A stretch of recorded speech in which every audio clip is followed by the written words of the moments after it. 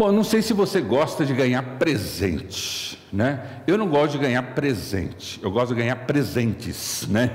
No plural, né? Como é gostoso a gente ganhar presente, ser lembrado, alguém traz, às vezes, alguma coisa, ou lembra de você no seu aniversário, ou no Natal. Hoje em dia a coisa está um pouco mais difícil, né? As pessoas estão um pouco mais, com menos dinheiro, na verdade, e às vezes precisando fazer economia, mas às vezes aquela atitude bonita, de você dar um presente de R$1,99, o que vale aquela intenção de 1 milhão que está atrás daquele presente de R$1,99, porque a gente vê o carinho e a atenção. Mas presente é algo sempre muito bom. A Bíblia nos orienta, né, quando você está vivendo um momento de inimizade, um momento de confusão, um momento de conflito entre pessoas, que você vá lá e dê um presente a essa pessoa, presenteie essa pessoa, né?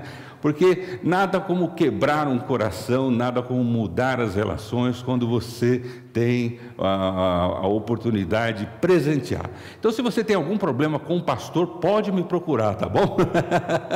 Pode me trazer um presente que não tem problema nenhum. Eu não vou criar problema com vocês para isso, né? Eu espero que vocês possam me dar presente sem eu precisar criar o problema. Mas a ideia é que presente sempre tem essa ideia da surpresa, da alegria, da lembrança, do inesperado, dessas coisas que mexem com o nosso emocional, mexem no nosso íntimo, às vezes nos faz lembrar ou ter recordações assim tremendas, né? Eu lembro assim, pelo menos conscientemente, né, do primeiro presente grande que eu ganhei, o primeiro presente expressivo que eu ganhei dos meus pais, né? Eu não consigo, claro, ganho muitos outros, mas esse em especial tem uma lembrança um pouco diferenciada.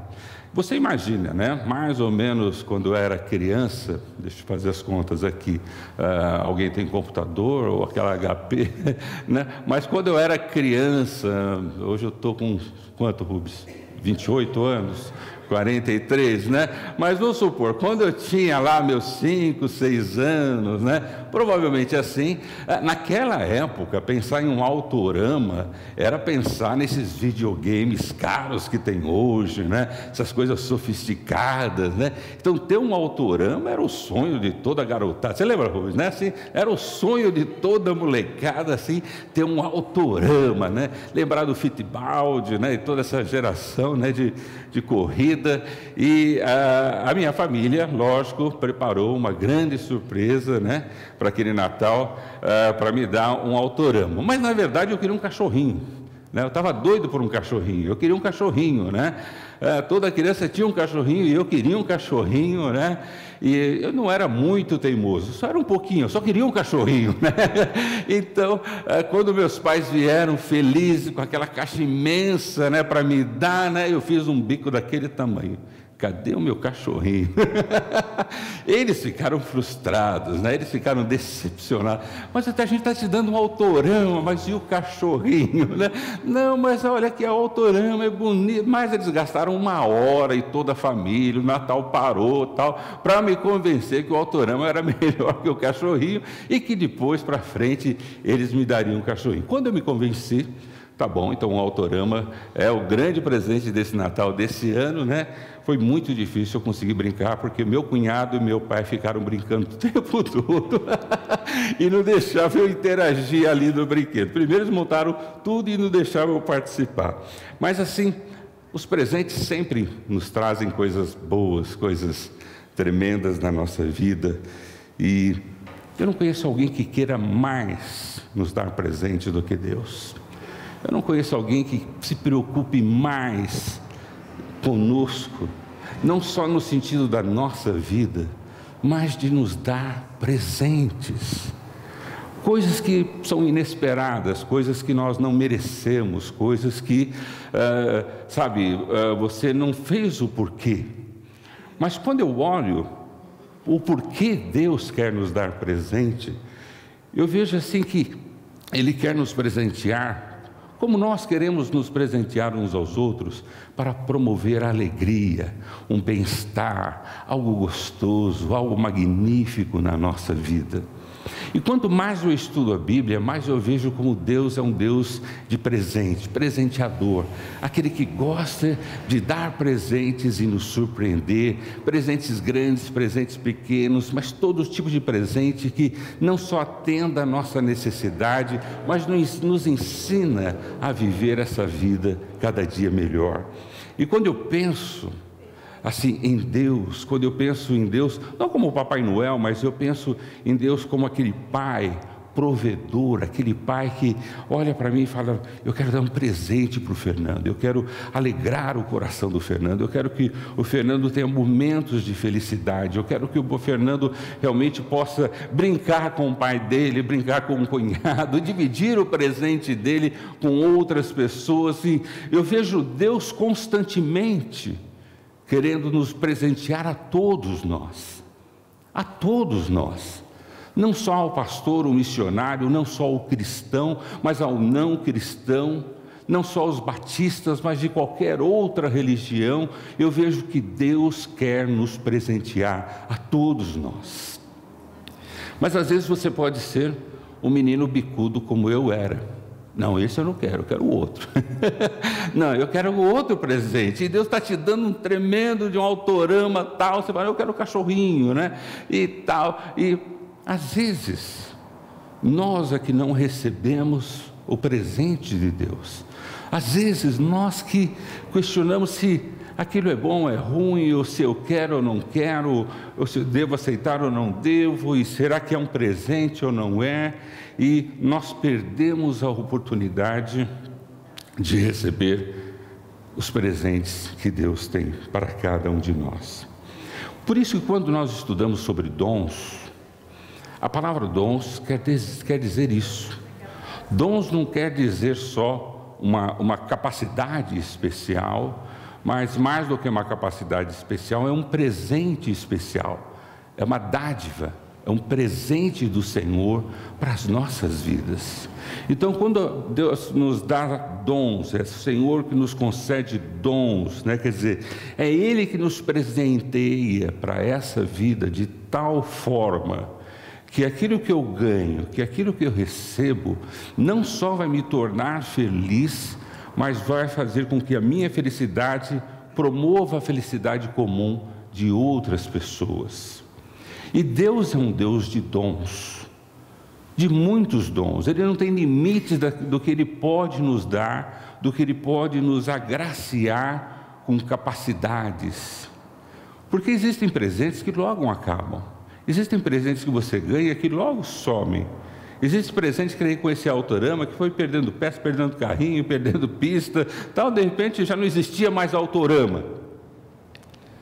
Mas existem presentes que ficam para sempre. Aqueles presentes que a gente guarda no coração, entende como um presente e não há tempo, não há nada que desgaste aquilo. Eu já dei muitos presentes assim, principalmente para a minha família. Quando a gente às vezes estava sem dinheiro ou com pouco recurso, e às vezes o presente que nós podíamos dar era um passeio, era sair, era fazer uma viagem assim curta, andar na beira do córrego, não aqui de São Paulo, né? Porque senão a gente morria, mas de um outro local, de uma outra cidade que não dava para andar ainda, né? Na beira ali do riozinho, né? E sabe que foram esses presentes que ainda são presentes na nossa vida, são lembranças vivas de alegria, de bem-estar e de coisas que perduram dentro de nós, mais do que um presente material muito bom, uma coisa muito sofisticada. São valores que são agregados em que se mostra a importância, e se dá importância, e a importância do amor está ali presente. Não é o objeto em si, mas a intenção que aquilo desenvolve em nós. Esses são os presentes que perduram. Eu sempre falo para os pais: seus filhos não precisam do melhor tênis. Lógico, se você puder dar, muito bom. Mas se você não puder dar, não esquente a cabeça. Porque o que os seus filhos precisam é do seu amor, é da sua atenção, é do seu carinho. Porque o tênis bom, ele vai furar com o tênis ruim. O tênis bom vai ficar pequeno como o tênis ruim. Mas o amor e o carinho que você produz e desenvolve nos laços familiares, nas relações entre as pessoas, esse só cresce, esse perdura, esse é para sempre. E esses são os melhores presentes. Esses são os presentes que realmente valem a pena se desenvolver e dar. E é isso que Deus nos dá. Ele não dá somente dons. Deus também nos proporciona e nos dá coisas que nós não precisaríamos. E Ele nos dá e nos concede, às vezes, libertação financeira. Ele dá e nos concede bênçãos materiais que talvez Ele não precisaria e nem teria, mas Ele faz porque Ele também nos ama. Deus também proporciona viagens, proporciona condições ou oportunidades na nossa vida, e a gente sabe, foi Deus que fez isso. E quando a gente olha aquele bem material que Deus nos faz, mais do que o material em si, a gente fala, Deus se lembrou de mim. Deus se agradou de mim. Mas também Deus faz isso. Só que os dons espirituais têm a ver muito mais com esses presentes interiores, de grande marca, de grande relevância, que não só transforma a minha vida e traz alegria no meu coração, mas como promove alegria no coração de outras pessoas. Por isso esperar os dons, por isso aguardar os dons de Deus, por isso estar pronto a receber aquilo que Deus tem para você, ou descobrir aquilo que o Senhor já deu a você, é você pegar o que de melhor Deus pode te dar. O dom da vida é o dom magnífico de primazia que o Senhor concede a cada um de nós. O dom da salvação é algo fenomenal, algo sobrenatural, que Ele nos concede através de Jesus Cristo, sua vida, sua morte e sua ressurreição, e Deus nos concede o dom da salvação. É um presente ser salvo espiritualmente para a eternidade. Mas também Deus nos concede dons para que possamos viver nesse mundo cheio de corrupção, cheio de coisas erradas, cheios de amargura e tristeza. Deus nos concede dons que vão promover em nós um espírito alegre e feliz. E esse espírito alegre e feliz, e esse dom vai promover no outro a mesma alegria, a mesma paixão, a mesma graça. Por isso, ao estudarmos os dons, não quero que você entenda, e a gente tem enfatizado isso, que os dons não é uma categoria de casta ou de estrelas especiais, ou dada ou concedida somente a algumas pessoas, ou fornecida pelo pastor ou igreja. Não, de forma nenhuma. Os dons são dados exclusivamente por Deus, através do Espírito Santo, e Ele dá a quem Ele quiser, e Ele dá o que Ele quiser. Então isso não está limitado ao que eu sou, ao que eu faço, mas está o quanto eu sou grato e o quanto eu quero realmente receber esse dom de Deus.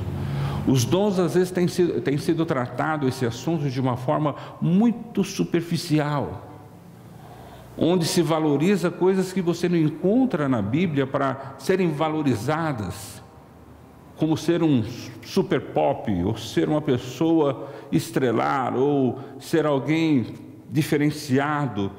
Não, os dons, pelo contrário, o que o dom promove nunca é algo pessoal, personal, aquela coisa, é eu. Ele sempre vai promover o coletivo, o bem-estar de todos.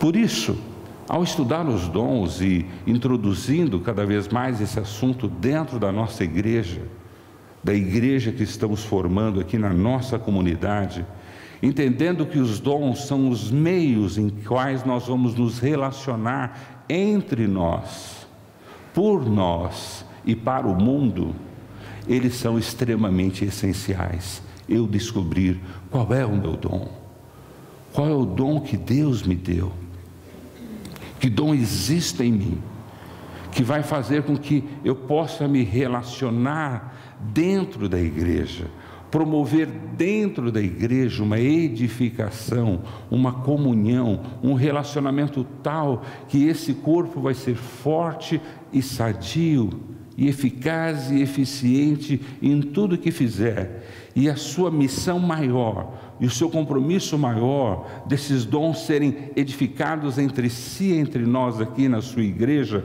na sua comunidade, é para que ele possa ser uma grande força para edificar e abençoar o mundo, todas as outras pessoas que não conhecem Jesus Cristo como Senhor e Salvador e não conhecem a palavra como manual da vida para as nossas vidas. Então, para nós que estamos aprendendo a repensar ser igreja, a repensar o que é a igreja de Jesus, eu não posso desconsiderar aquilo que Deus me deu para fazer parte dela. Porque, como eu já disse, quando nós nos convertemos, quando recebemos o Espírito Santo na nossa vida, não somente aqueles talentos que já existiam em nós, mas Deus agora coloca um dom espiritual de múltipla e de mútua edificação no corpo de Cristo. E cada dom, cada pessoa, ela é importante nesse conjunto de necessidades que nós temos. É como se fosse no Natal, né? Já viu no Natal? O Natal gostoso é aquele que você dá presente, mas também recebe presente. Aí fica aquela troca de presente, dá presente, tira presente, e aquela coisa gostosa e todo mundo feliz. Nós já tivemos Natal que nós combinamos, ninguém vai dar presente para ninguém, está todo mundo duro, sem dinheiro, né? Então só dá presente para as crianças. Aí fica aquele Natal meio xoxo, né? Mas assim, quando o Natal é gostoso, até R$1,99 se torna um presentaço, mas o gostoso...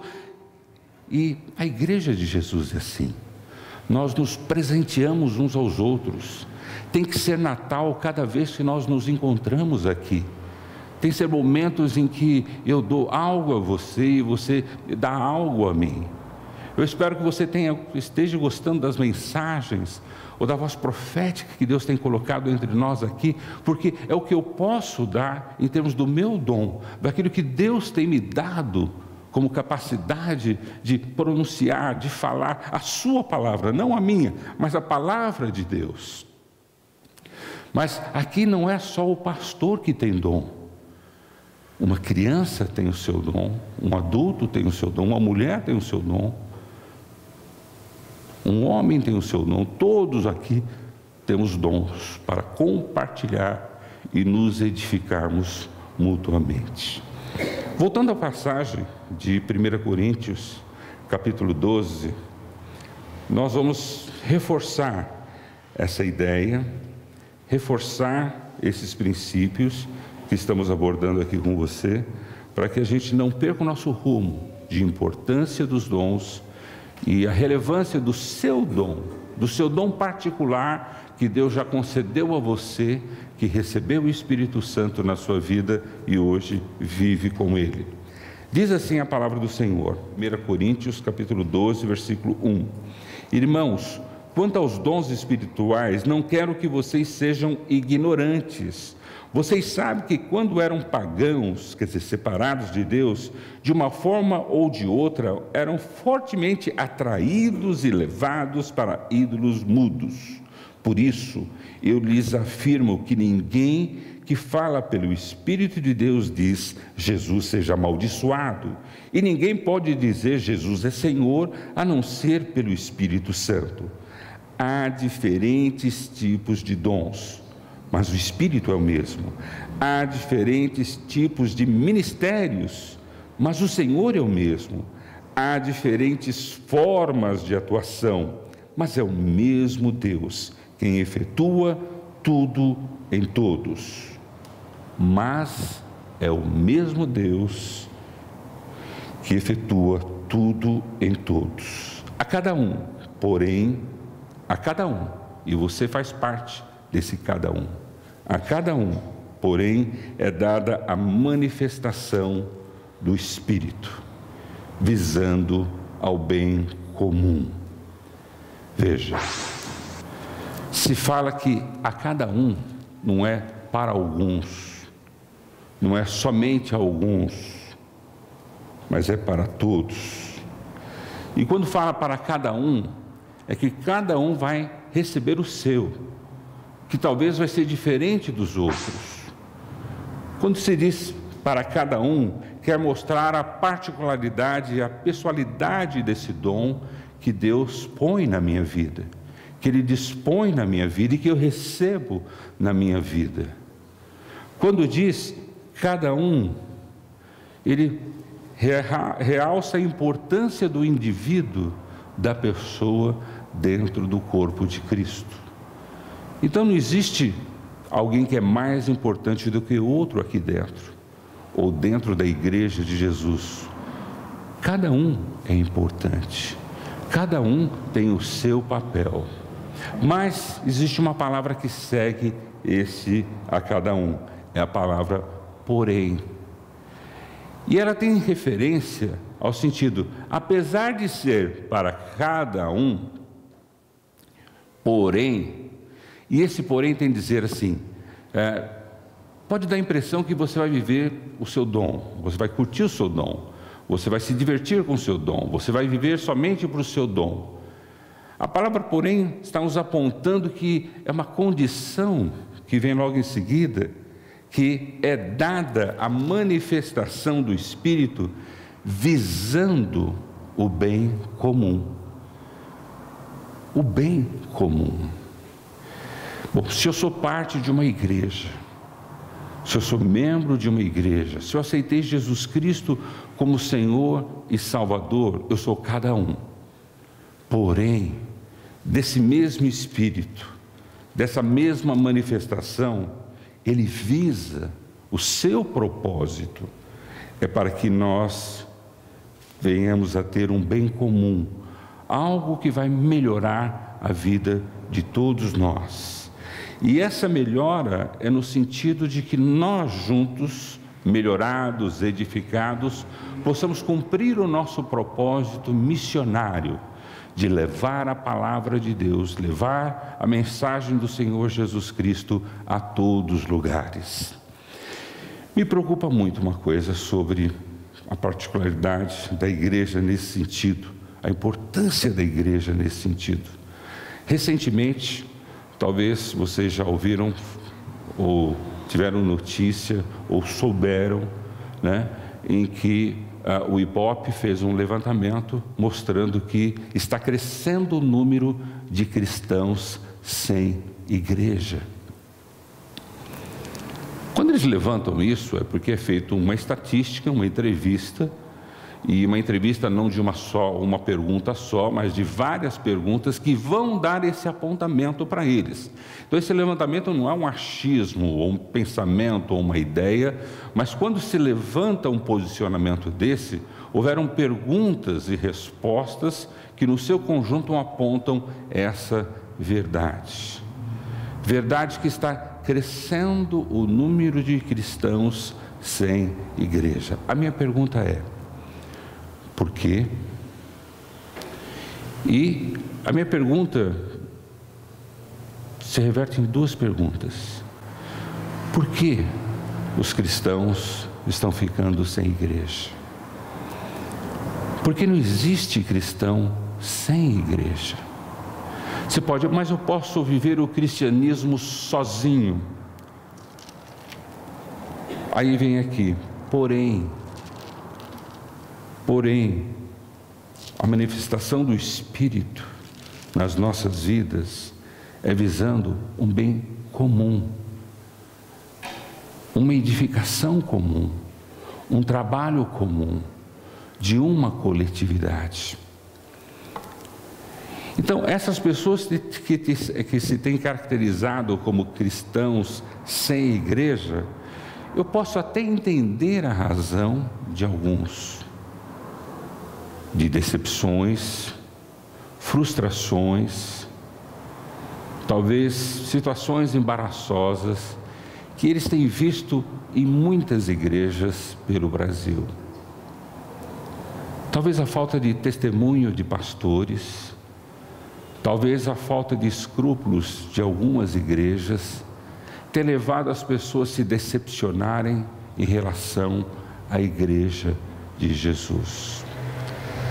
Mas eu quero dizer a cada um de vocês que estão aqui dentro, quero dizer a cada um que está nos assistindo e nos ouvindo, existe a igreja de Jesus. Ela é maior e superior a tudo isso que você tem visto. E você deve continuar procurando essa igreja. Continuar procurando essa igreja. Continuar procurando este pastor que vai pastorear a sua vida. Essa igreja que vai poder fazer um bem comum com você. E se edificarem mutuamente, para servirem mutuamente. Não desista da sua procura, não desista da procura da igreja de Jesus Cristo. Eu já posso dizer que ela não é uma igreja perfeita, porque ela é feita de seres humanos, mas ela tem que ser uma igreja moral, ela tem que ser uma igreja ética, ela tem que ser uma igreja íntegra, ela tem que ser uma igreja voltada à palavra de Deus, ela tem que ser uma igreja que reverencia a pessoa do Senhor Jesus Cristo, ela tem que ser uma igreja que prega a palavra. Existe uma igreja assim? Existe, não só uma, mas você precisa procurar. Está cada dia mais raro essa igreja, mas ela existe.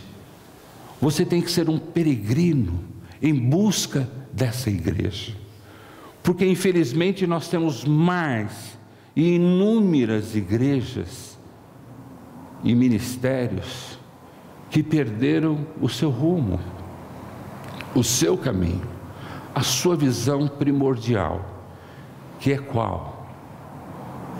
Que é da palavra e da pessoa de Jesus Cristo. Então eu posso entender que alguns que estão nos assistindo ou nos ouvindo, ou talvez alguns de vocês aqui dentro, possa estar decepcionado, desiludido, desacorçoado, cansado às vezes de procurar uma igreja, um pastor, um ministério íntegro. Eu digo para você, não desista. Pelo amor de Deus, não desista. Deus tem essa igreja, Deus tem esse pastor. Às vezes o que nós estamos vendo é como quando você entra num shopping center, vai na ala de refeição, é isso que chama, ala de refeição, de refeitório, ou de alimentação, praça, né? De alimentação, e você olha lá um monte de loja, e quando a gente olha aquilo, né, dá uma tentação, né?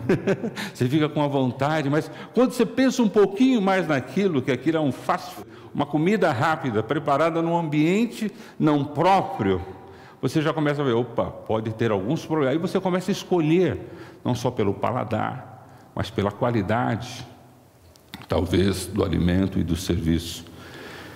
E às vezes você pode fazer como eu. Vou com a Ieda para lá, a gente olha e fala assim, olha, eu me decido comer a sua comida, vamos lá para casa, você vai fazer, né?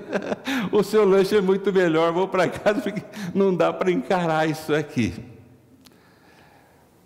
Às vezes o meio religioso está assim, é você entrar num shopping center, numa praça de alimentação e ver muitas coisas com luzinhas, pratos prontos, coisas preparadas, coisas que nos chamam a atenção, mas quando você come, pode lhe causar danos sérios.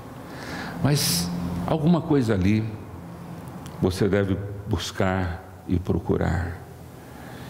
Eu creio que no Brasil não exista somente esse tipo de igreja fast food ou comida rápida.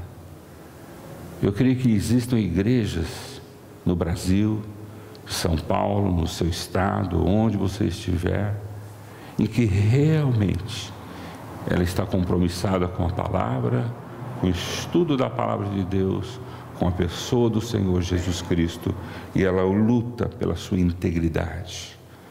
Talvez não vai ser uma igreja tão cheia, talvez não vai ser uma igreja de muitos shows, talvez não vai ser uma igreja onde vai ter pirotecnia, né?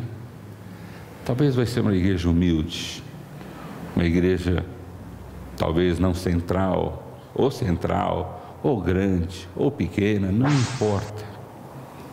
Mas você vai encontrar essa igreja. Continue procurando. Mas o meu porquê também tem para aquelas pessoas que acham que não precisam de igreja, que não necessitam de igreja e que podem viver sozinhos. Isso é uma ilusão do diabo. Esse é um engano de Satanás. Ele sabe que se ele te colocar sozinho, ele vai quebrar a tua vida, ele vai destruir você, e por isso ele quer deixar você distante da igreja dele. Tem aqueles exemplos bem cafona, né? Não sei se tem uma expressão melhor para falar, né? Mas assim, que os meus pastores antigamente já contavam, né? Talvez a tua avó já contava, né? Do feixe de lenha, né? Você pega uma lenha, né? Um graveto, é fácil você quebrar um graveto. Mas quando você pega um punhado de graveto e tenta quebrar, nós somos assim nesse mundo, que jaz no maligno. O diabo está buscando pegar. E aqueles que estão sozinhos, é fácil ele quebrar. Mas aqueles que estão juntos, unidos com outros, ele tem mais dificuldade e com certeza não vai quebrar. Em Eclesiastes existe aquele texto que fala das dobras, né? De um fio só quebra, mas a dobra de 3 fios é impossível ser quebrada. Uma vez eu estava vendo num programa a comparação entre a seda e um fio de aço, e mostrando que a seda ela é tão forte ou mais forte que o aço. Você fala, isso é impossível, mas não tem como. É claro, se você pegar um fio de seda, ele pode até diluir na sua mão, ele pode ser facilmente, né, sumido na sua mão, né? Diferente de um cabo de aço. Se você pegar um cabo, você vai passar a vida inteira e vai acabar com o teu dedo, mas o cabo de aço vai ficar lá. Mas quando você pega uma mesma quantidade de ferro, vamos supor, 500 quilos de aço e 500 quilos de seda, e põe essa pressão, esse estresse entre essas duas comparações de 500 quilos de aço, de corrente de aço, e 500 quilos de seda, a seda vence e quebra o aço. Estou falando o que eu já vi. Nós somos sedas. A não ser que você queira ser aço, ser ferrado. Eu quero ser seda. Mas uma seda sozinha não é nada. Mas uma seda com outras sedas faz um tecido lindo. Quem já não viu um tecido de seda? Quem já não viu um vestido de seda? Quem não tem alguma coisa de seda? É alguma coisa magnífica. Mas ela é magnífica não só pela forma como ela é composta, feita, né, desenvolvida, diferente do aço, mas ela se torna mais resistente que o aço quando ela está junta. A igreja de Jesus é assim. Nós não somos ferros, não devemos ser tratados à pancada, como o diabo quer nos tratar. Nós somos sedas, mas somente juntos nós vamos ser resistentes a tudo aquilo que o inimigo quer colocar. Então, para você, que às vezes acha que pode viver uma vida sozinho, sem igreja, isso não existe. Porque você é importante para uma igreja, e uma igreja é importante na sua vida, para que os seus dons, ou o seu dom, possa capacitar uma igreja, e a igreja com seus dons possa complementar a sua vida, e você ser resistente ao diabo, ser feliz, ser pleno e completo, e cumprir o seu papel, cumprir a sua tarefa. Então, para você que está procurando igreja, e está vendo que é difícil, eu digo para você, é difícil mesmo. Mas não desista. Vai existir uma igreja assim no meu bairro, na minha cidade, no meu estado? Vai. Talvez ela vai ser uma igreja grande, talvez ela vai ser uma igreja pequenininha. Não importa, ela tem que ser íntegra. Ela tem que pregar a palavra e mostrar Jesus Cristo. Você que talvez pergunte, mas eu não posso viver uma vida cristã sozinha? Não pode. Porque o cristianismo não é uma ideologia, não é uma filosofia em que eu adoto para viver. Mas o cristianismo é uma vida que eu vivo em conjunto, através dos dons que nós nos edificamos e nos completamos para cumprir a nossa missão de levar a palavra. Por isso que eu posso entender um pouco a nossa igreja às vezes. Como é que uma igreja do nosso tamanho, eu só posso entender porque ela é de uma seda muito especial, consegue, com a ajuda de alguns irmãos também do exterior, manter um programa de rádio diário, né, em mais de 30 rádios e algumas redes de rádios pelo Brasil. Né? Irmãos que estão se dedicando voluntariamente, né, através de produção, gastando noites, famílias todas, né, estão aí gastando noites em cima de edição e de trabalho. Pessoas que vêm aqui no sábado para consertar a igreja, arrumar ou durante a semana, sabe, porque o nosso grupo, as pessoas que têm se despertado na nossa igreja, através do Espírito Santo, têm se encontrado nesse sentido. E a minha oração é que nessa noite nós possamos levantar como aqueles discípulos em Atos. Aqueles discípulos em Atos em que todos eles, de uma forma espetacular, de uma forma tremenda, de uma forma surpreendente, se levantaram e começaram a falar em outras línguas, pregando e anunciando a palavra de Deus. Não posso entender que eles estavam falando bravos nem nervosos, mas eu posso entender que eles estavam alegres e felizes de poder falar em outras línguas em que as pessoas se entendiam nos seus idiomas e assim anunciar as grandezas de Deus na vida deles. Que nós venhamos a ter esse mesmo prazer, cada vez mais, de falar das grandezas de Deus que Deus tem feito nas nossas vidas. Por isso eu convido você a estar aos domingos aqui conosco, no horário 6h30, e a gente termina 8h30.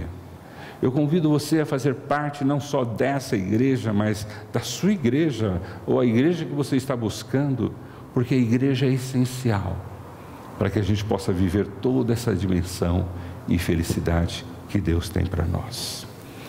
Domingo que vem, mensagem que vem, nós vamos continuar falando sobre esses presentes diversos, presentes maravilhosos, que eu tenho certeza que você está curioso saber qual é o presente, qual é o dom, e eu tenho certeza que Deus vai te revelando à medida que nós continuarmos estudando isso juntos. Que Deus nos abençoe. Amém?